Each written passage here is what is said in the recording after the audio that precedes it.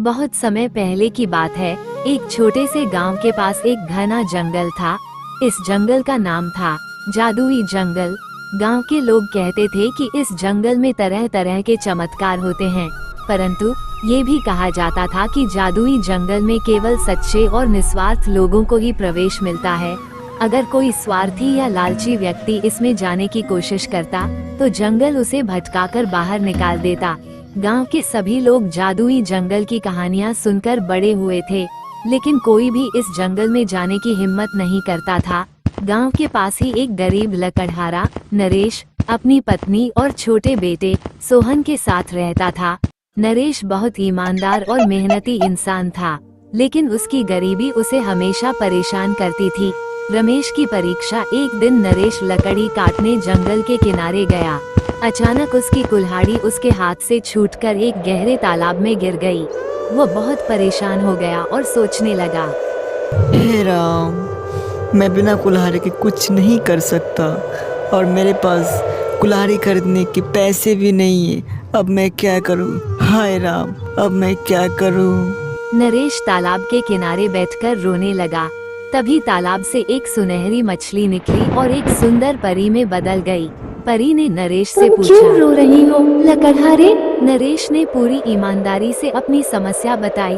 परी ने मुस्कुराते हुए कहा, चिंता मत करो, मैं तुम्हारी मदद करूंगी। और कुछ ही देर में वह सोने की चमचमाती कुल्हाड़ी लेकर आई। परी ने नरेश से पूछा, क्या ये तुम्हारी कुल्हाड़ी है? नहीं, यह मेरा कुल्हाड़ी नहीं है। तीसरी बार परी ने तालाब से एक पुरानी लोहे की कुल्हाड़ी निकाली और नरेश से पूछा, हाँ, यही है, यही है मेरी लोहे की कुल्हाड़ी। परी जी, मेरी कुल्हाड़ी यही है। परी रमेश की ईमानदारी से बहुत प्रभावित हुई और कहा, तुम्हारी सच्चाई और निस्वार्थता के लिए मैं तुम्हें ये सोने और चांदी की कुल्हाड़ियाँ भी इनाम में देती हूँ। नरेश ने परी को धन्यवाद दिया और खुशी खुशी गांव लौट आया।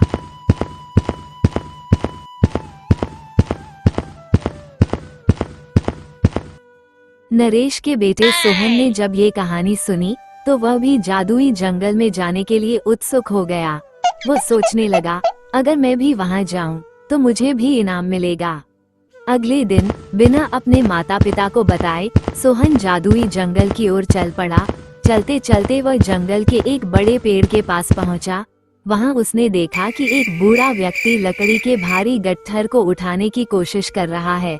सोहन ने सोचा, अगर मैं इस बूढ़े व्यक्ति की मदद करूं तो शायद मुझे भी जादुई इनाम मिलेगा। सोहन ने आगे बढ़कर बूढ़े व्यक्ति की मदद की। बूढ़े व्यक्ति ने मुस्कुराते हुए कहा, बेटा, तुम्हारा दिल बहुत बड़ा है। जाओ बेटा, तुम्हारा प्रवेश जंगल में मिल जाएगा।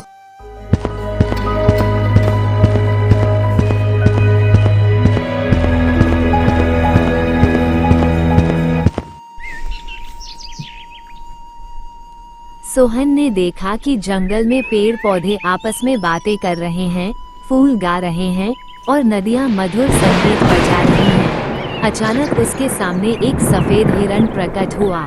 हिरण ने मोहन से कहा, ये जंगल तुम्हारी परीक्षा लेगा। अगर तुम ईमानदार और सच्चे हो तो तुम्हें यहाँ का खजाना मिलेगा। सोहन ने हिरण की बात मानकर आगे बढ़ना शुरू किया। रास्ते में उसे एक छोटा सा तालाब मिला। तालाब में एक प्यासा पक्षी पानी पीने की कोशिश कर रहा था, लेकिन पानी बहुत गहरा था।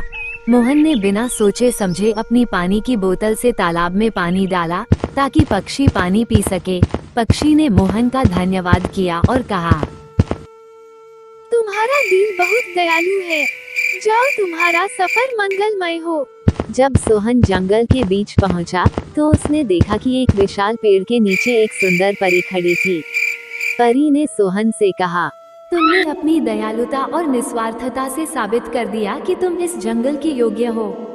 परी ने सोहन को एक चमचमाता बक्सा दिया और कहा, इसमें तुम्हारे परिवार के लिए खुशियाँ छिपी हैं। इसे अपने माता पिता के साथ खोलना।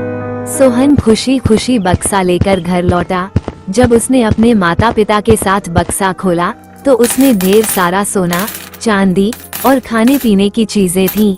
रमेश और उसका परिवार जादुई जंगल का धन्यवाद करता हुआ खुशी खुशी रहने लगा।